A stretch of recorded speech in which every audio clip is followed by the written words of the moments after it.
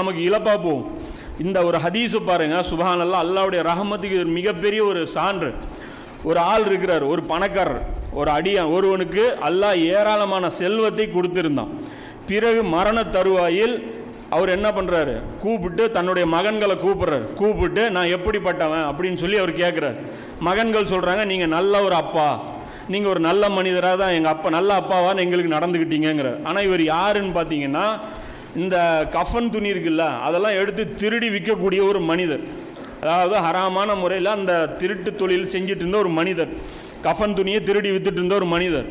அப்போ அவர் என்ன பண்ணுறாரு, மரண தருவாயில் மகன்களை கூப்பிட்டு உங்களுக்காக இதெல்லாம் செஞ்சுருக்கிறேங்கிற மாதிரி சொல்லி என்னங்கிறார், நான் நல்ல விதமாக உங்கள்கிட்ட நடந்துக்கிட்டேன் அப்படின்னு சொல்லிவிட்டு நான் ஒரு கோரிக்கை உங்களுக்கு வைக்கிறேன், அதை நீங்கள் நிறைவேற்றுங்களா அப்படின்னு சொன்னோன்னா சரி நிறைவேற்றுறோங்கிற.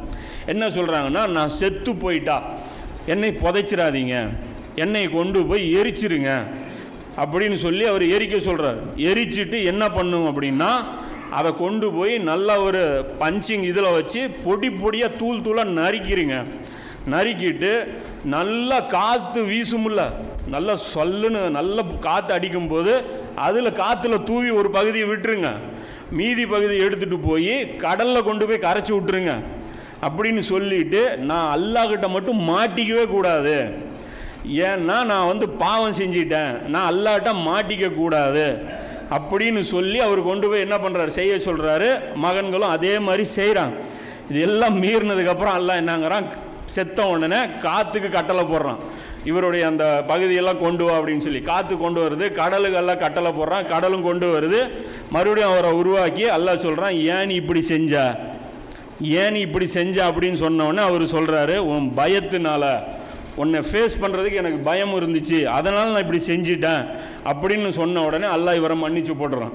ஆக்சுவலாக இவனுக்கு என்ன பண்ணியிருக்கணும், டபுள் மடங்கு வேதனை கொடுத்துருக்கணும். ஒன்றே இவன் பாவம் செஞ்சது ஒரு பக்கம், ரெண்டாவது அல்லாஹ்னால பிடிக்க முடியாதுன்னு தவறாக அக்கீதா வச்சுருந்துருக்கான்.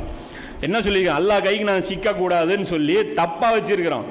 அப்போ இந்த மாதிரி இருக்குது. நாம் என்ன நினச்சிட்டு இருக்கிறோம், அல்லாஹ்வோட இடத்துல ஒரு இடத்துல நம்ம கொஞ்சம் கை இப்படி இறக்கி கட்டிட்டா எல்லாம் என்ன பண்ணுவான், தொழுகையும் பாத்தில், நம்ம நரகத்துக்கும் போயிடுவோம். விரல ஆட்டுறது போல நீட்டி தொலைச்சிட்டோம்னா முடிஞ்சது நாசம்.